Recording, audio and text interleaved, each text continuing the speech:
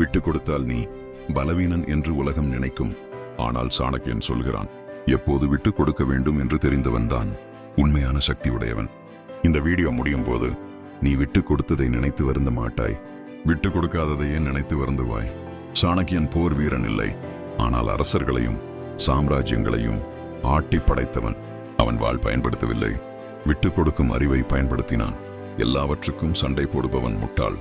சில விஷயங்களை விட்டு கொடுக்க தெரிஞ்சவன் தான் ராஜதந்திரி. விட்டு கொடுப்பது என்றால் தோல்வியா? பலர் நினைக்கிறார்கள் விட்டு கொடுத்தால் நான் தோற்றுவிட்டேன் என்று. உதாரணம், ஒரு நாய் உன்னை கடிக்க வருகிறது என்றால் நீயும் நாயாக மாற வேண்டுமா? சில நேரங்களில் விலகி செல்வதே புத்திசாலித்தனம். விட்டு கொடுப்பது பயம் அல்ல, அது எதிர்காலத்தின் முதலீடு. எதை விட்டு கொடுக்க வேண்டும்? சாணக்கியன் 3 விஷயங்களை விட்டு கொடுக்க சொல்கிறான். 1, தேவையற்ற அகந்தை. உன் ஈகோதான் உன் முதல் எதிரி. ஈகோவை காப்பாற்றப் போனால் உன் வாழ்க்கையை இழப்பாய். 2, பயனில்லாத வாதங்கள். உன்னை புரியாதவரிடம் உன் உண்மையை நிரூபிக்க முயல்வது உன் நேரத்தை கொள்வதற்கு சமம். 3, உன்னை மதிக்காத மனிதர்கள். உன்னை அவமதிப்பவன் முன் நீ குனிய வேண்டாம், அவனை விட்டுச் செல். எப்போது விட்டு கொடுக்க கூடாது?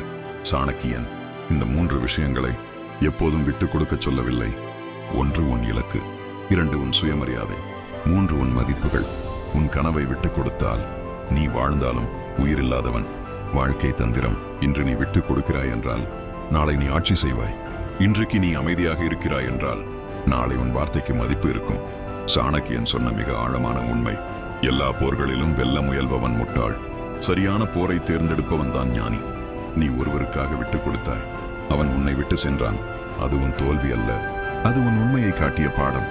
விட்டு கொடுத்தால் சிலர் போவார்கள், ஆனால் உன் வாழ்க்கையில் தேவையில்லாதவர்கள் போவதே உன் வெற்றியின் தொடக்கம். நினைவில் வைத்துக்கொள், விட்டு கொடுப்பவன் எளியவன் அல்ல, அவன் சரியான நேரத்துக்காக காத்திருக்கும் சிங்கம். இந்த வார்த்தை உன் மனதை தொட்டிருந்தால் இந்த வீடியோவை பகிர். என்றால் இது யாரோ ஒருவரின் வாழ்க்கையை மாற்றலாம்.